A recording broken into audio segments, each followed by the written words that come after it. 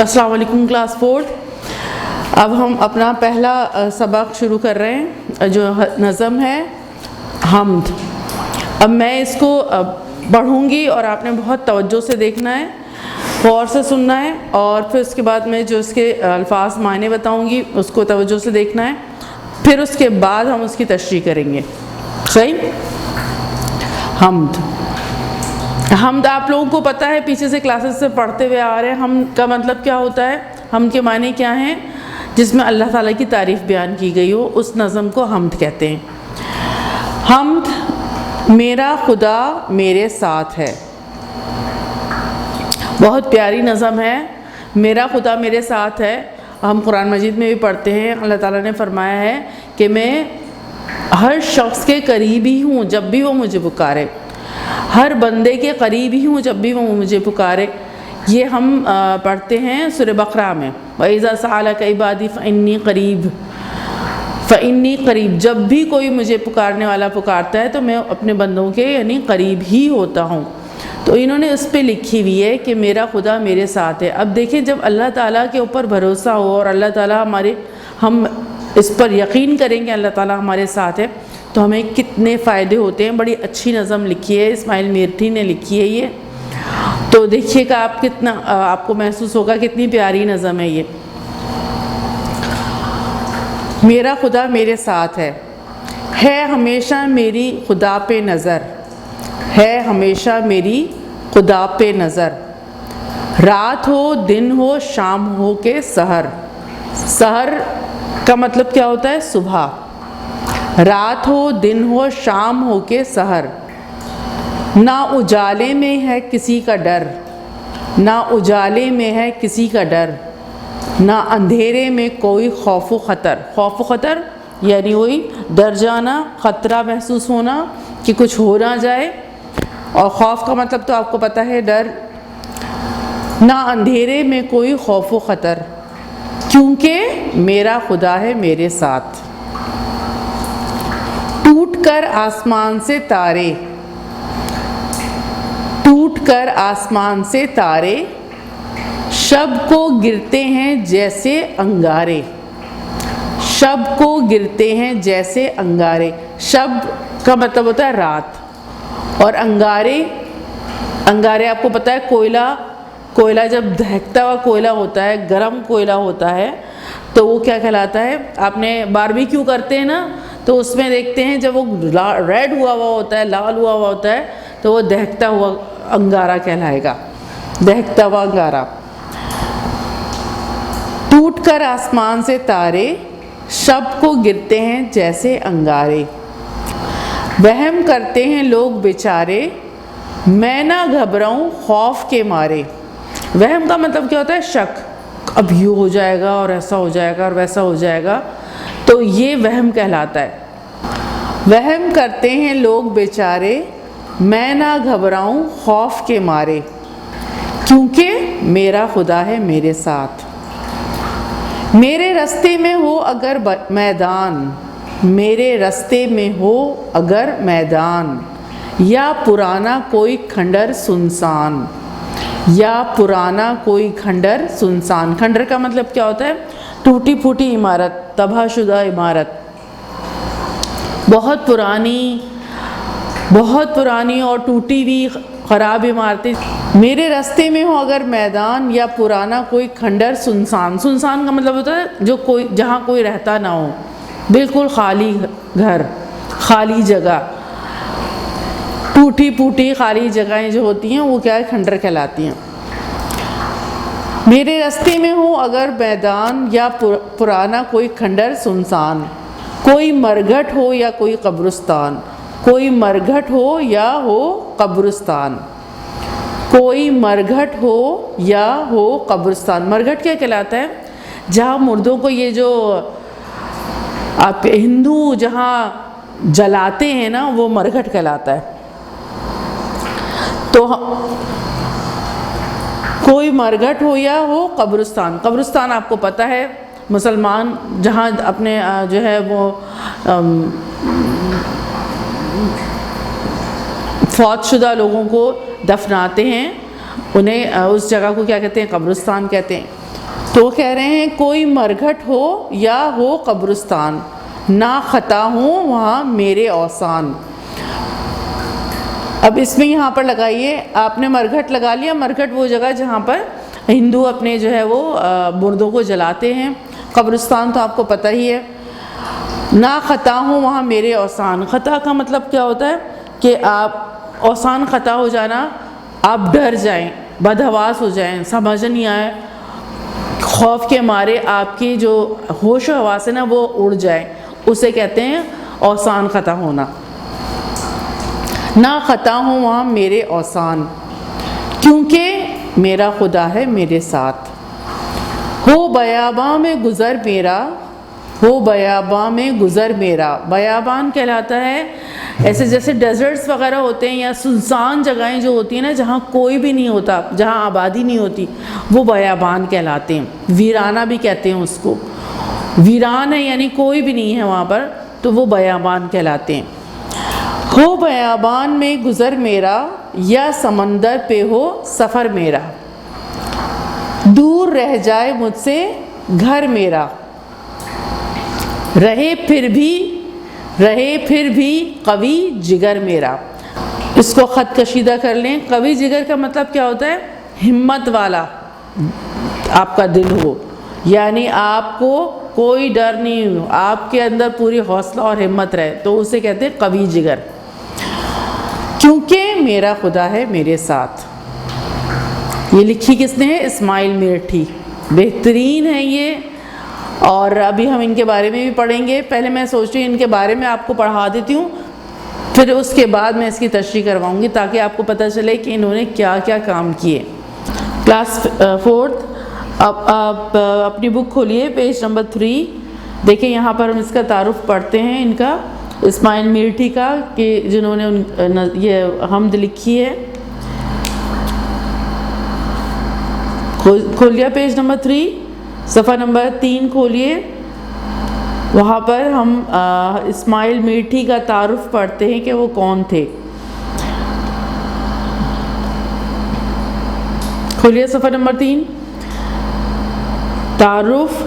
مولوی محمد اسماعیل میرٹھی 12 نومبر 1844 کو میرٹھ میں پیدا ہوئے۔ 1844 کا مطلب 1844 کو میرٹھ میں پیدا ہوئے۔ اپنی تعلیم مکمل کرنے کے بعد، میرٹھ انڈیا میں ایک جگہ ہے، میرٹھ میں پیدا ہوئے۔ اپنی تعلیم مکمل کرنے کے بعد ضلع اسکول میں استاد کے طور پر ملازمت کی۔ اپنی تمام عمر درس و تدریس میں گزاری۔ درس و تدریس کا مطلب کیا ہوتا ہے؟ پڑھنے پڑھانے میں گزاری۔ بہت سی درسی کتابیں لکھیں، بچوں کے لیے اخلاقی نظمیں لکھیں جو 100 سال گزرنے کے بعد آج بھی مقبول ہیں، یعنی ان کے انتقال کو 100 سال گزر گئے ہیں اور آج بھی ان کی نظمیں بہت مشہور ہیں اور پڑھی جاتی ہیں، اور بہت پیاری اور بہت اچھی نظمیں لکھی ہیں۔ اب دیکھیں ہم نے جو یہ نظم حمد ہے، اس میں بھی کتنی زیادہ جو ہے وہ پیاری نظم انہوں نے حمد لکھی ہے۔ چلیں اب ہم نے معنی بھی دیکھ لیے اور ان کے بارے میں بھی پڑھ لیا جنہوں نے یہ نظم لکھی ہے حمد۔ اب ہم اس کی تشریح کرتے ہیں، یا تشریح کا مطلب ہوتا ہے آسان الفاظ میں اسے جو ہے وہ سمجھتے ہیں، کیا پوری جو ہے نظم جو ہے وہ کس انداز سے بیان کی ہے انہوں نے۔ میرا خدا میرے ساتھ ہے ہمیشہ میری خدا پہ نظر، ہے ہمیشہ میری خدا پہ نظر، کیا مطلب؟ ایک تو ہوتا ہے یہ والی آنکھ ہے ہماری، حیوانی آنکھ ہے جس سے ہم دیکھ رہے ہیں، اور ایک نظر کیا ہوتی ہے؟ آپ کا دھیان، آپ کی توجہ اپنے رب پر رہے، اللہ تعالیٰ پر رہے، تو آپ کو ایسا محسوس ہو کہ آپ کے ساتھ اللہ تعالیٰ موجود ہیں، تو یہ بھی نظر رکھنا کہتے ہیں۔ یعنی آپ ہر وقت اس سوچ میں رہیں اور اس خیال میں رہیں کہ اللہ تعالیٰ آپ کے ساتھ ہیں۔ تو ہے خدا پر انہوں نے کیا کہا؟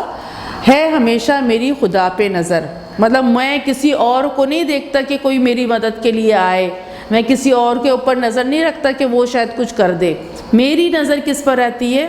میرے خدا پر رہتی ہے ہمیشہ میری خدا پہ نظر، رات ہو دن ہو شام ہو کے سحر، رات میں ہوں میں کہیں یا دن میں کہیں ہوں، کہیں پر مسئلے میں پھنس گیا ہوں، رات میں کہیں پر مسئلے میں پھنس گیا ہوں، یا ہو کہ سحر یعنی صبح کا وقت ہو، کوئی بھی وقت ہو، میری نظر ہر وقت میرے اپنے رب پر رہتی ہے، یعنی اللہ تعالیٰ پر رہتی ہے۔ نہ اجالے میں ہے کسی کا ڈر، نہ اندھیرے میں کوئی خوف و خطر۔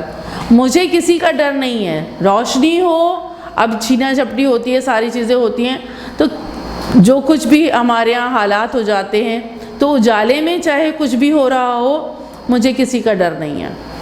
اور کیا کہہ رہے ہیں وہ، نہ اندھیرے میں کوئی خوف و خطر، یعنی کوئی اندھیرا ہو رہا ہے، لائٹ چلی گئی ہے، نیچے جو ہے وہ دروازہ کھولنے جانا ہے، یا کوئی اندھیری والی جگہ پر جا رہا ہے، مجھے کسی قسم کا کوئی ڈر نہیں ہے۔ کیوں؟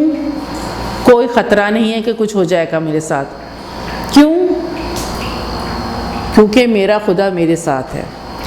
اس لیے جو شخص یہ بات اپنے دل میں پختہ کر لیتا ہے کہ میرا خدا میرے ساتھ ہے، تو وہ بہت زیادہ مضبوط ہو جاتا ہے۔ کیوں؟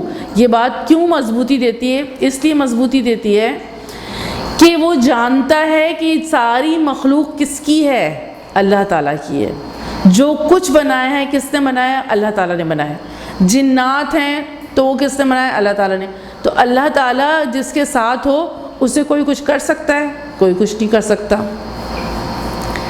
کوئی جانور ہے، کوئی موذی جانور ہے، یعنی کوئی زہریلا ہے، کاٹنے والا جانور، اب سانپ ہیں، بچھو ہیں، اور ساری چیزیں ہیں، تو یہ تمام چیزیں ہوں اندھیرے میں یا دن میں کوئی جو ہے وہ ایسے لوگ ہوں جو دوسروں کو جو ہے وہ تکلیف پہنچانے والے ہوں۔ اب یہ ہمارے یہاں قتل و غارت گری ہو رہی ہے، سب کچھ ہوتا ہے، چیزیں جھپٹی ہوتی ہے، لوگ لوگوں کے ساتھ کیا کر رہے ہیں، تو لیکن اگر کسی کی نظر اللہ تعالیٰ پر ہے، وہ اللہ تعالیٰ کو اپنے جو ہے وہ ساتھ رکھتا ہے، تو پھر اسے کسی کا ڈر نہیں ہوتا۔ کیوں؟ اس لیے کہ وہ جانتا ہے کہ ساری مخلوق کس کی ہے؟ اللہ تعالیٰ کی ہے۔ تو جب اللہ تعالیٰ میرے ساتھ ہیں تو میرے ساتھ کوئی کچھ نہیں کر سکتا، اور میرے ساتھ کچھ نہیں ہو سکتا۔ اللہ کی مرضی ہوگی تو میرے ساتھ کچھ ہوگا، اور اگر اللہ کی مرضی نہیں ہوگی تو میرے ساتھ کوئی کچھ نہیں کر سکتا، کیونکہ میرا خدا کیا ہے؟ میرے ساتھ ہے۔ وہ ہر چیز پر قادر ہے، وہ کسی کو بھی اس بات کی اجازت نہ دے کہ کوئی مجھ سے میرے ساتھ کچھ کرے۔ اگر اس کی یہ رضا ہو کہ کوئی کسی کے ساتھ کچھ کر سکتا ہے، اگر وہ چاہے کوئی میرا امتحان ہونے والا ہو کہ مجھے کسی پریشانی میں جو ہے وہ میں مبتلا ہوں، تو اللہ کی طرف سے اگر کوئی چیز آ رہی ہے تو وہ اللہ کی طرف سے آ رہی ہے، اور بے شک جو چیز اللہ تعالیٰ کی طرف سے آتی ہے اس میں کوئی نہ کوئی میرے لیے کیا ہوگی؟ بہتری ہوگی۔ تو مجھے ڈرنے کی ضرورت نہیں ہے، مجھے خوف کھانے کی ضرورت نہیں ہے۔ ساری کی ساری طاقت کس کی ہے؟ اللہ تعالیٰ کی ہے۔ بچانے والا بھی کون ہے؟ وہی ہے۔ اور تکلیف دینے والا بھی کون ہے؟ وہی ہے۔ تکلیف سے نکالنے والا بھی کون ہے؟ وہی ہے۔ تو مجھے کسی کا ڈر نہیں ہے، مجھے ڈر اس بات کا ہے وہ مجھ سے ناراض نہ ہو جائے۔ اگر وہ مجھ سے ناراض ہو جائے گا تو پھر مجھے پرابلم ہو سکتی ہے، ورنہ کوئی میرے ساتھ کیا کر سکتا ہے؟ تو کیا ہے؟ نہ اجالے میں ہے کسی کا ڈر، نہ اندھیرے میں کوئی خوف و خطر، کیونکہ میرا خدا ہے میرے ساتھ۔ ٹوٹ کر آسمان سے تارے شب کو گرتے ہیں جیسے انگارے۔ یہ اللہ تعالیٰ کی طرف، اللہ تعالیٰ آسمان پر یہ ہم قرآن مجید پڑھیں یا علم حاصل کریں تو ہمیں پتہ چلتا ہے کہ ستارے جو ہیں وہ ٹوٹتے ہیں، اور ستارے ایسا بھی ہوتا ہے کہ جو شیاطین ہیں، شیاطین جن، کیونکہ یہ آگ سے بنے ہوئے ہیں تو یہ آسمان پر اور ادھر ادھر آرام سے جا سکتے ہیں۔ انسانوں کو اللہ تعالیٰ نے یہ طاقت نہیں دی ہے، لیکن جنات کو یہ طاقت دی ہے۔ لیکن جنات انسان سے اوپر نہیں ہے۔ اشرف المخلوقات، سب سے اونچی مخلوق، سب سے بلند ترین مخلوق جو اللہ تعالیٰ نے بنائی ہے، ٹاپ کلاس جو بنائی ہے، وہ انسان بنائے ہیں۔ لیکن جنات کے اندر یہ اللہ تعالیٰ نے طاقت دی ہے کہ وہ ادھر ادھر آرام سے جا سکتے ہیں، آسمان تک جا سکتے ہیں۔ تو جب یہ لوگ آسمان پر جاتے ہیں، جنات آسمان پر جاتے ہیں، تو بعض اوقات ان کو انگارہ، اب یہ ستارہ ہی جو ہے وہ ٹوٹ کر ان کو انگارے مارے جاتے ہیں تاکہ وہ شیاطین جن جو ہے وہاں سے ہٹ جائیں۔ اب یہ ساری بات تو ہمیں پتہ ہے، لیکن جو بیچارے ان پڑھ ہیں یا جو نان مسلمس ہیں ان کے یہ تمام باتیں پتہ نہیں ہیں، تو جب وہ آسمان پر جو ہے وہ تارے ٹوٹتے ہوئے دیکھتے ہیں تو وہم میں مبتلا ہو جاتے ہیں، شک میں مبتلا ہو جاتے ہیں، پتہ نہیں کیا ہوگا۔ اب جیسے ہمارے یہاں بہت سارے وہم جو ہے وہ لوگوں کے اندر بیٹھ گئے، کالی بلی نے چلی گئی سامنے سے تو جو ہے وہ مسئلہ کھڑا ہو جائے گا، اس راستے سے مت جاؤ، وہ راستہ خطرناک ہے، وہاں سے جب بھی میں گزرتا ہوں تو مجھے پرابلم آتی ہے، یہ گھر ایسا ہے، اور وہ یہ تمام چیزیں ہمارے لیے نہیں ہیں۔ یہ سب کچھ یہ وہ لوگ سوچتے ہیں جن کے پاس علم نہیں ہے، جو اپنے ساتھ اللہ تعالیٰ کو ہر وقت رکھتے ہیں اور اللہ تعالیٰ پر نظر رکھتے ہیں، وہ اس انداز کے سوچیں نہیں رکھتے، اور ہمیں منع کیا گیا ہے کہ ایسی سوچیں مت رکھو۔ جو کچھ بھی کرتا ہے کون کرتا ہے؟ اللہ تعالیٰ کرتا ہے۔ تو جب ہم اللہ تعالیٰ پر بھروسہ کرتے ہیں تو ہم طاقتور ہو جاتے ہیں۔ اسی پر وہ آپ کو جو ہے وہ اسماعیل میٹھی نے نظم لکھی ہے کہ وہ شخص جو اللہ تعالیٰ کے اوپر نظر رکھتا ہے، اللہ تعالیٰ کو اپنے ساتھ رکھتا ہے، وہ کسی سے نہیں ڈرتا، لیکن شرط یہ ہے کہ وہ خود غلط کام بھی نہ کرے، تب اللہ تعالیٰ ساتھ دیتے ہیں۔ اب اگر خود غلط کام کریں گے، خود دوسروں کو تکلیف پہنچائیں گے، خود دوسروں کے ساتھ برا سلوک ہوگا، تو پھر آپ یہ سوچیں کہ اللہ تعالیٰ ساتھ دے، تو ایسا نہیں ہوتا۔ اللہ تعالیٰ نے قرآن مجید میں فرما دیا ہے، جو ابھی میں نے سورہ بقرہ کی آیت آپ کو بتائی تھی، وَإِذَا سَأَلَكَ عِبَادِي فَإِنِّي قَرِيبٌ أُجِيبُ دَعْوَةَ الدَّاعِ إِذَا دَعَانِ فَلْيَسْتَجِيبُوا لِي وَلْيُؤْمِنُوا بِي لَعَلَّهُمْ يَرْشُدُونَ۔ تو اس میں اللہ تعالیٰ نے فرمایا ہے کہ اے نبی کریم صلی اللہ علیہ وسلم، اگر یہ آپ سے میرے بارے میں پوچھیں تو ہر سوال کرنے والے کو، وَإِذَا سَأَلَكَ، ہر سوال کرنے والے کو جب بھی وہ مجھ سے سوال کریں، فَإِنِّي قریب، میں ان کے قریب ہی ہوتا ہوں، یہ بات بتا دیں۔ مگر آگے کیا بتایا اللہ تعالیٰ نے؟ لیکن ان سے بھی یہ بات کہہ دیں کہ وہ میری بات مان لیا کریں۔ یہ آپ ترجمہ قرآن مجید میں دیکھ سکتے ہیں، سورہ بقرہ میں ہے۔ لیکن شرط اللہ تعالیٰ نے رکھی ہے کہ اللہ کی بات مانیں، جو اللہ کی بات مانے اور پھر اس کے بعد وہ اللہ پر بھروسہ کرے، تو پھر اللہ تعالیٰ اس کا سب سے بڑا سپورٹر ہوتا ہے، اور اللہ تعالیٰ جو اس کے ساتھ ہو جائے اسے کوئی شکست نہیں دے سکتا۔ لیکن وہ خود بھی جو ہے وہ اللہ کی بات ماننے والا ہو، سیدھے راستے پر چلنے والا ہو، نیک ہو، تو اللہ تعالیٰ اس کا ساتھ جو ہے وہ دیتے ہیں۔ تو اب وہ اس طرح کی باتوں میں جن کے پاس علم ہوتا ہے، وہ اس طرح کے وہم اور شک میں مبتلا نہیں ہوتے، اور جو راستہ جو ہے بلی راستہ کاٹ گئی، وہ جگہ ایسی ہے، ستارہ ٹوٹا تو پتہ نہیں اب کیا ہوگا، یہ تمام چیزیں وہ نہیں سوچتے۔ وہم کرتے ہیں لوگ بیچارے وہ لوگ ہیں جن کے پاس علم نہیں ہے۔ لا علم جو ہیں وہ بہت ساری ایسی فضول چیزوں میں اپنے آپ کو ضائع کر دیتے ہیں، اور آخرت میں بھی اپنے آپ کو مشکل میں ڈالیں گے۔ اس لیے علم حاصل کرنا، حضور پاک نے کیا فرمایا؟ علم حاصل کرنا ہر مسلمان مرد اور عورت پر فرض ہے۔ طلب العلم فریضۃ علی کل مسلم، یہ حدیث ہے حضور پاک کی، تاکہ جب انسان علم حاصل کرتا ہے نا تو وہ پھر اس طرح کی سوچ کا مالک ہو جاتا ہے، وہ بہت پاورفل ہو جاتا ہے، کیونکہ اس کے پیچھے جو پاور ہے وہ بہت بڑی ہے۔ وہ کون ہے؟ اللہ تعالیٰ کی۔ وہم کرتے ہیں لوگ بیچارے لا علم لوگ، ان پڑھ لوگ، میں نہ گھبراؤں خوف کے مارے، مجھے کوئی خوف اور ڈر نہیں ہوتا، گھبراتا نہیں ہوں میں۔ کیوں؟ کیونکہ میرا خدا ہے میرے ساتھ۔ میرے راستے میں ہو اگر میدان، یا پرانا کوئی کھنڈر سنسان، میرے راستے میں ہو اگر کوئی میدان، پورا خالی میدان ہے، یا پرانا کوئی کھنڈر سنسان۔ ابھی ہم نے میننگ دیکھے کھنڈر سنسان، یعنی وہ جگہ جو بہت پرانی تباہ شدہ عمارتیں جو ہوتی ہیں، سنسان ہیں، وہاں کوئی بھی نہیں رہتا، خالی ہیں۔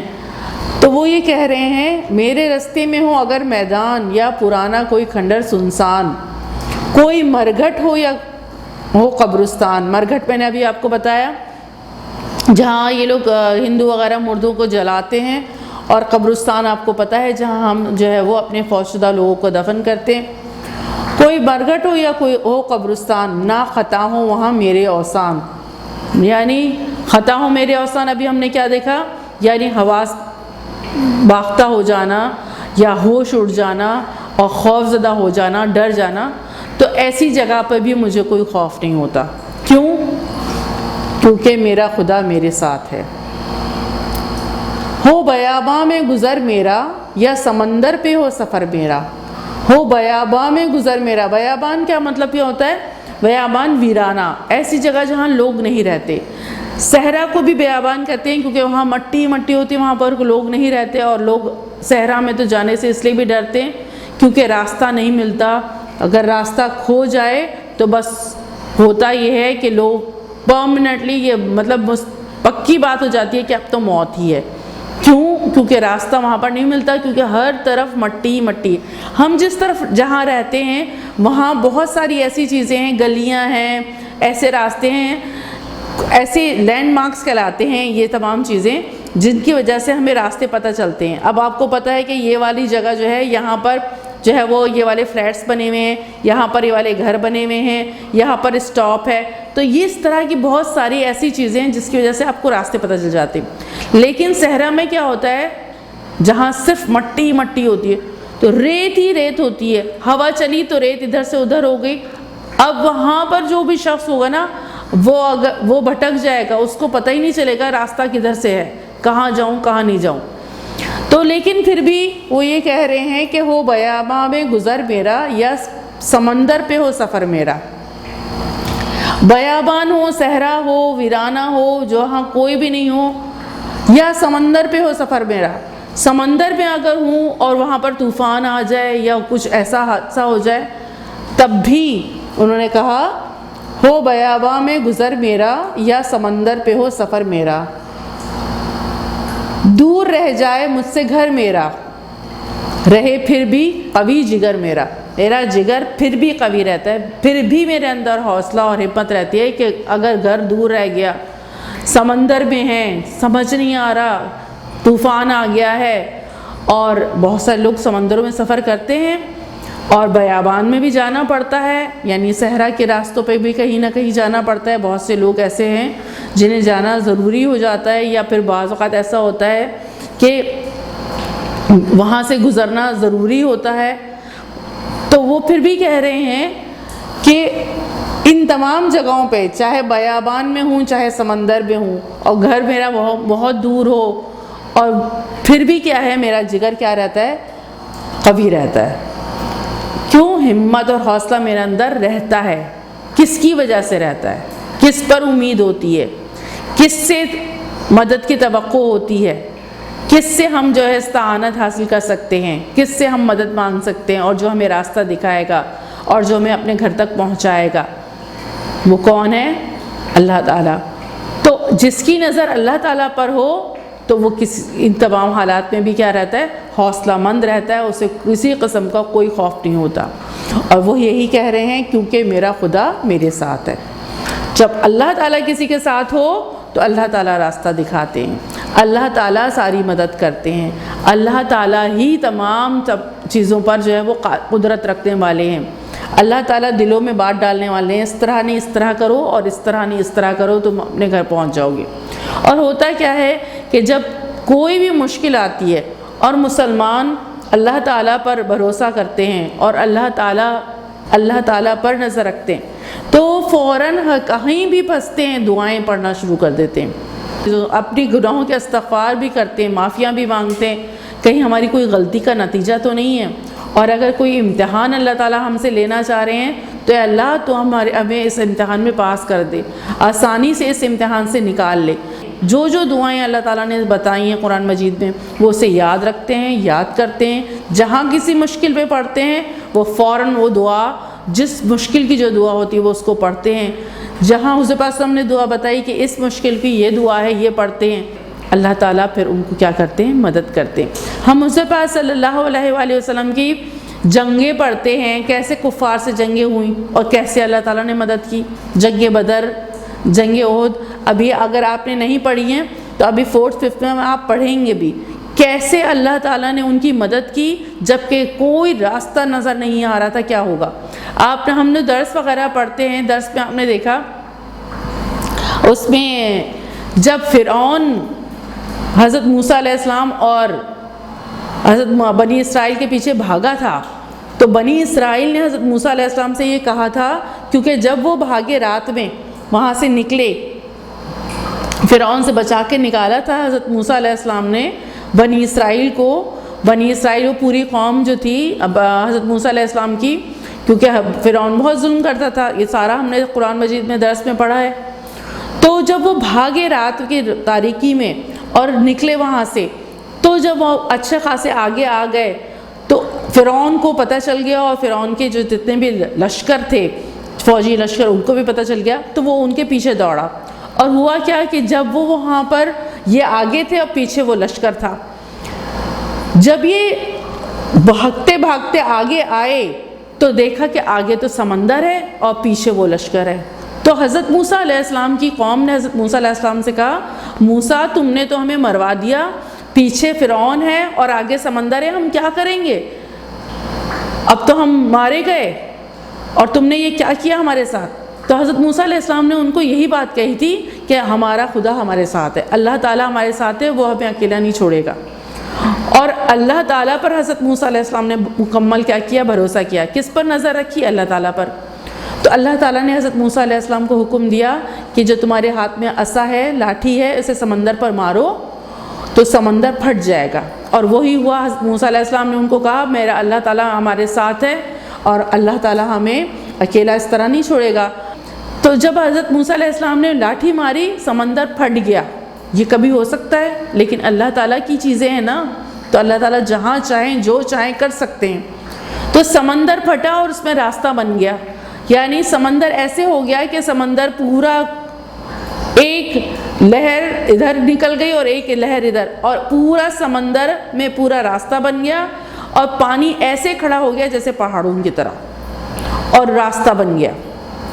اور اس پہ ہمارا یقین ہے، کیونکہ اللہ کی بات ہے، قرآن مجید پہ اگر ہمارا یقین ہے، اور اگر کوئی یقین نہیں کرتا تو اس کا ایمان نہیں ہے قرآن مجید پر، تو اس کو تو مشکلات آئیں گی، دنیا میں بھی آئیں گی اور آخرت میں بھی آئیں گی۔ لیکن ہمارا تو ایمان ہے کہ قرآن مجید میں جو بات بتائی گئی ہے وہ 100% کیا ہے؟ درست ہے، پکی ہے، مستند ہے، اور یہی ہمارا ایمان ہے۔ اور ہوتا یہ ہے کہ جب ایمان پختہ ہوتا ہے تو پھر یہ کامیابیاں ملتی ہیں اور تب اللہ تعالیٰ کی مدد آتی ہے۔ تو وہی ہوا کہ اللہ تعالیٰ کی پوری نظر حضرت موسیٰ علیہ السلام کی اللہ تعالیٰ پر تھی، اور اللہ تعالیٰ سے انہوں نے مدد مانگی تھی، اور حضرت موسیٰ علیہ السلام کی یقین کی کیفیت تو بتایا آپ جانتے ہوں گے، مطلب حضرت موسیٰ علیہ السلام کے یقین کی کیفیت تو کیا ہوگی، کیونکہ وہ اللہ کے رسول بھی تھے۔ تو کیا ہے کہ وہ راستہ بن گیا اور بنی اسرائیل اس میں دوڑنا شروع ہو گئے، یعنی زمین نظر آنے لگی اور پانی پہاڑوں کی طرح کھڑا ہو گیا، اور یہ دوڑے اور سمندر کو آسانی سے کیا کر گیا؟ پار کر لیا موسیٰ علیہ السلام کی قوم نے، حضرت موسیٰ علیہ السلام نے۔ اور جب فرعون نے دیکھا کہ راستہ ہے تو فرعون نے اپنے گھوڑے بھی ڈال دیے، فرعون کی پورے لشکر اسی میں وہ بھی آ گئے، لیکن کیا ہوا؟ پانی ملتا چلا گیا، واپس پانی ملا اور فرعون اس میں ہی ڈوب کے غرق ہوا ہے۔ اس وقت حضرت موسیٰ علیہ السلام اور ہارون علیہ السلام کے رب پر اس نے کہا میں ایمان لایا، تو اللہ تعالیٰ نے فرمایا اب ایمان لانے کا کوئی فائدہ نہیں۔ تو حضرت موسیٰ علیہ السلام کی قوم بچ کے نکل گئی، کیونکہ انہوں نے کس پر بھروسہ کیا؟ اللہ تعالیٰ پر۔ کس پر نظر رکھی؟ اللہ تعالیٰ پر۔ تو جب بہت خطرناک حالات ہوں یا بہت زیادہ مشکلات ہوں تو ایسے لوگ جو اللہ تعالیٰ پر نظر رکھتے ہیں وہ پھر اللہ تعالیٰ سے دعائیں کرتے ہیں، اپنے گناہوں کے استغفار کرتے ہیں۔ کوئی امتحان اگر ان کو ہو رہا ہوتا ہے کہ اللہ تعالیٰ ہم سے امتحان لے لیں، تو اللہ تعالیٰ سے دعائیں کرتے ہیں کہ اللہ تعالیٰ آپ ہی اس امتحان سے ہمیں نکال سکتے ہیں، کامیابی دے سکتے ہیں، اور ہمارا بھروسہ آپ پہ ہی رہے گا۔ تو اس طرح کیا ہے کہ اسماعیل میٹھی نے بہت پیاری نظم لکھی ہے، اور اس میں انہوں نے کیا کہا؟ میرا خدا میرے ساتھ ہے تو مجھے کسی قسم کی کوئی خوف اور خطر اور ڈرنے کی ضرورت نہیں ہے۔ تو یہ تھی اب آپ کی نظم، اور اس کی آپ نے تشریح بھی کر لی اور اس کے معنی بھی دیکھ لیے، سمجھ میں آ گئی آپ کو۔ اب اس کے سارے سوالات اور جوابات جو ہیں وہ آپ نے کرنے ہوں گے۔ اب کام کی طرف آ جائیے، صفحہ نمبر 4 کھول لیجئے۔ صفحہ نمبر 4 پر عروضی سوالات ہیں، درست جواب کے دائرے کو پینسل سے بھریے اور خالی جگہ میں لکھیے۔ یہاں پر آپ نے اچھی طریقے سے نظم جو ہے وہ سمجھ لی ہے۔ اب یہاں سے دیکھیے، جس نظم میں اللہ تعالیٰ کی تعریف بیان کی جائے وہ ڈیش کہلاتی ہے، نعت، غزل، حمد، مرثیہ۔ اب اس میں جو صحیح ہے اس پر ٹک کرنا ہے، اور پھر اس کے بعد اسے خالی جگہ میں لکھنا بھی ہے۔ بالکل صاف ستھرا کام ہونا چاہیے، اچھا صاف ستھرا کام کر کے لے کر آئیے گا، گندگی نہیں کیجیے گا۔ نمبر 2 کیا ہے؟ لفظ اجالے کی ضد ڈیش ہے، روشنی، اندھیرا، صبح، خوف۔ ضد کا مطلب کیا ہوتا ہے؟ الٹ۔ لفظ اجالے کی ضد کیا ہے؟ روشنی، اندھیرا، صبح، خوف۔ اب جو صحیح ہے اس پہ ٹک کریں اور پھر اس کے بعد کیا ہے؟ خالی جگہ میں لکھیں۔ اس ہم میں شاعر اپنا ڈیش بیان کر رہے ہیں، ڈر، بے خوف ہونا، دکھ، ارادہ۔ اس میں جو آپ کو صحیح لگے اس کو ٹک کریں اور خالی جگہ میں لکھیں۔ لفظ کھنڈر کا مطلب ڈیش ہے، بلند و بالا، شاندار، تباہ شدہ عمارت، دل فریب۔ اس میں جو آپ کو صحیح لگے اس پہ ٹک کر کے اور خالی جگہ میں لکھیے گا۔ جس کا اللہ تعالیٰ پر یقین ہو وہ ڈیش ہوتا ہے، بہادر، کم ہمت، کمزور، بزدل۔ اب اس میں جو آپ کو صحیح لگے اس کو ٹک کر کے اور اس کو جو ہے وہ خالی جگہ میں لکھیے گا۔ اس کے بعد آپ کے لیے ہے خوش خطی۔ ہدایت را کی مدد سے دال لکھنا سیکھیے۔ اب یہ دیکھیے یہاں پر کیسے رے لکھا ہوا ہے، را کیسے لکھا ہوا ہے، اور پھر اس کو پہلے آپ سیدھا ہے یہ، لیکن پھر اس کے بعد دال کیسے بنایا ہے؟ گول کر کے۔ تو اس طرح اپنے خوش خطی کرنی ہے، را لکھنا ہے پہلے اور پھر اس کے بعد اس کو اب سیدھا نہیں رکھنا بلکہ گول گھما کے پھر دال بنانا ہے۔ تو یہ والا کام کرنا ہے۔ اور اس کے بعد سوال و جواب ہیں۔ سوال و جواب آپ کو ہینڈ آؤٹس مل جائیں گے، یعنی آپ کو کام یہاں سے ملے گا، پھر آپ کو اپنی کاپی پہ کرنا ہوگا۔ سوال نمبر 3 پر آ جائیے۔ سوال نمبر 3 میں ہے دیے گئے الفاظ کے ہم آواز الفاظ لکھیے۔ دیے گئے الفاظ کے ہم آواز ہم آواز یعنی اس کی ساؤنڈ ایک جیسی آنی چاہیے۔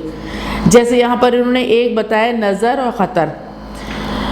ایک اور میں بتاؤں جیسے کام اور دام، دکھ اور سکھ، تو بالکل ایک جیسی آواز نکلے تو وہ آپ نے یہاں پر لکھنے ہیں۔ تارے کا کیا مطلب؟ ایسا لفظ لکھیں جس میں ساؤنڈ تارے والی ہی بنے، مطلب ایک جیسی ساؤنڈ نکلے، ایک جیسے آواز نکلے۔ میدان، گھر، سفر، کھنڈر، سحر، آسمان۔ اب آپ نے یہ کر کے لے کر آنا ہوگا خود۔ دیکھیں اب سرگرمی ہے، ہم کے پہلے 2 بند اپنی کاپی میں خوش خط نقل کیجیے۔ خوش خطی تو آپ کو پتہ ہے نا، دیکھ کر لکھنا ہے۔ اب دیکھیں بند کہاں سے ہوگا، کہاں تک ہوگا؟ دیکھیں یہاں سے ہے، ہمیشہ میری خدا پہ نظر، رات ہو دن ہو شام ہو یا سحر، نہ اجالے میں کسی کا ڈر، نہ اندھیرے میں کوئی خوف و خطر، کیونکہ میرا خدا میرے ساتھ ہے۔ یہ پورا ایک بند کہلائے گا۔ جو 2 لائنوں سے زیادہ ہو وہ کیا کہلاتا ہے؟ بند کہلاتا ہے۔ تو پہلا بند اور دوسرا بند آپ نے اپنی کاپی میں کیا کرنا ہے؟ لکھنا ہے دیکھ کر۔ ٹوٹ کر آسمان سے تارے، شب کو گرتے ہیں جیسے انگارے، وہم کرتے ہیں لوگ بیچارے، میں نہ گھبراؤں خوف کے مارے، کیونکہ میرا خدا میرے ساتھ ہے۔ تو یہ 2 بند آپ نے اپنی کاپی میں دیکھ کے کیا کرنے؟ لکھنے ہیں۔ اب یہ آپ سارا کام جو آپ کا موروثی سوالات، خوش خطی اور سرگرمی اور ہم آواز الفاظ، یہ سارا کام آپ جو بک کا ہے وہ کر کے لے کر آئیں گے چیک کروانے کے لیے۔ تو جب چیک کروانے آپ لے کر آئیں گے تو آپ کو سوال و جواب کے تمام کام جو ہے وہ دے دیا جائے گا، پھر وہ اپنی کاپی میں بعد میں آپ کر کے لے کر آئیں گے، پھر وہ نصاب کی جو ہے وہ اس کا چیک کریں گی۔ السلام علیکم ورحمۃ اللہ وبرکاتہ۔